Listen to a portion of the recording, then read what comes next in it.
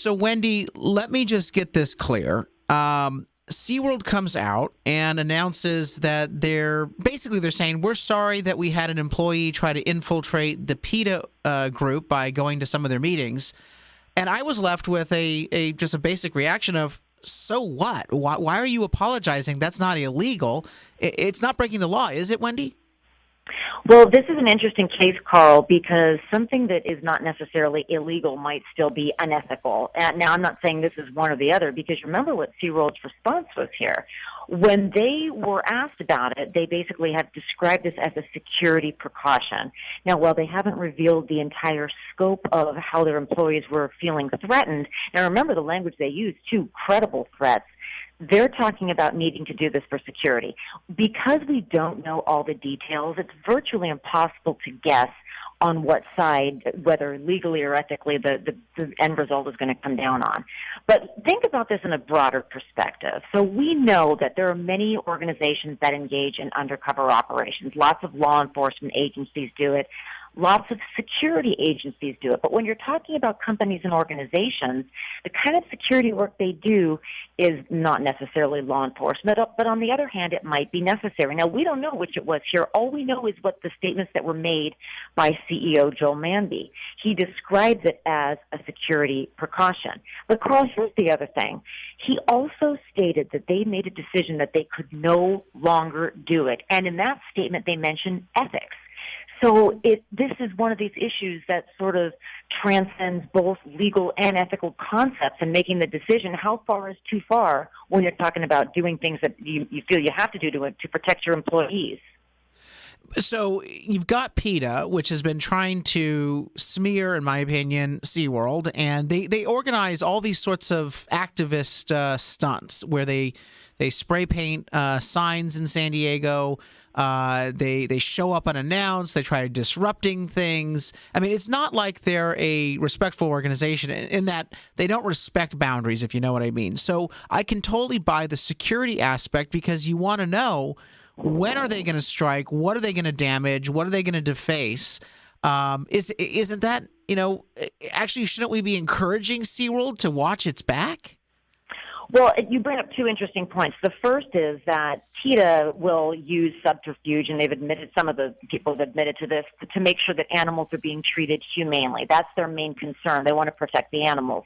Now, SeaWorld's rationale is very different. They're talking about protecting their employees from some animal rights advocates, and that not necessarily with PETA or with any group, but just from some people that are very angry with SeaWorld and with the employees. And we remember how angry the public was, or I should say many members of the public, after the Blackfish came out in 2013. And of course, SeaWorld came back and said, that's not true. But the emotional impact of the issue is real. It has hit SeaWorld in its sales. Their bottom dollar has suffered. And this measure, as described by the CEO, was something that apparently at the time was thought necessary to protect the employees from what's been described as credible threats. Now, having said all of that, Carl, the statement that was made today also talks about the fact that, and this is the quote from them, that they want to make sure their activities align with their core values and ethical standards. That's another quote from the CEO. So it's a very good sort of dynamic between law and ethics. You can have things that are legal but arguably unethical. Now, which one this is, we don't know, because we don't know the full extent of the facts. This is breaking news.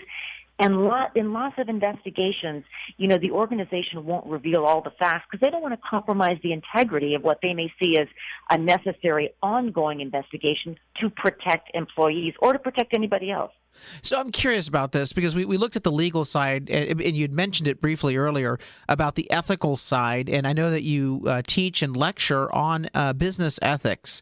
So let's set the stage, a scenario. SeaWorld sends one of its staff members to a PETA, let's say, pot party. Of course, that's what they hold.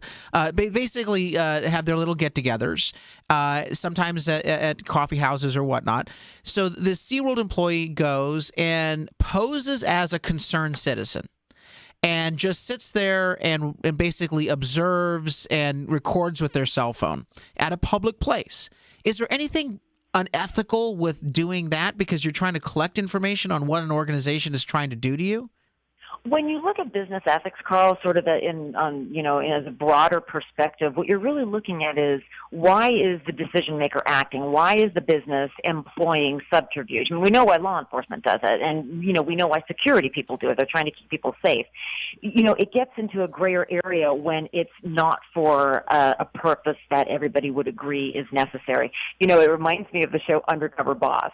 Okay, nobody got Totally. There are lots of, or The Secret Shopper. Remember The Secret Shopper? There are lots of companies and organizations that engage in misrepresentation, and nobody comes back and says, oh, that was just awful. It depends on what the end result is. Is it public safety? Is it security? Is it improving conditions? There are lots of reasons that people, and you hate to even use that word, right? Misrepresentation, that sounds like a terrible word. But when you look in the broader scheme of things, there are different companies that justify doing this for different reasons. Now, I'm not saying that makes it okay. Nobody would make that statement. But it's more complicated than simply stating somebody is sending in someone to observe a public gathering in a public place. It's the reason why that activity is being engaged in, what the end result is seeking to achieve. So when you have a scenario like we're hearing about SeaWorld, we still don't know all of the facts. We understand the general rationale. They're saying it was a security measure, but the specifics we still don't know. And we may never know because, like many investigations, they've got to be kept, at least part of them, secret because they don't want to compromise the integrity of an issue that may be ongoing. All right, Wendy Patrick, super lawyer and business ethicist. Thanks for joining us on the DeMaio Report.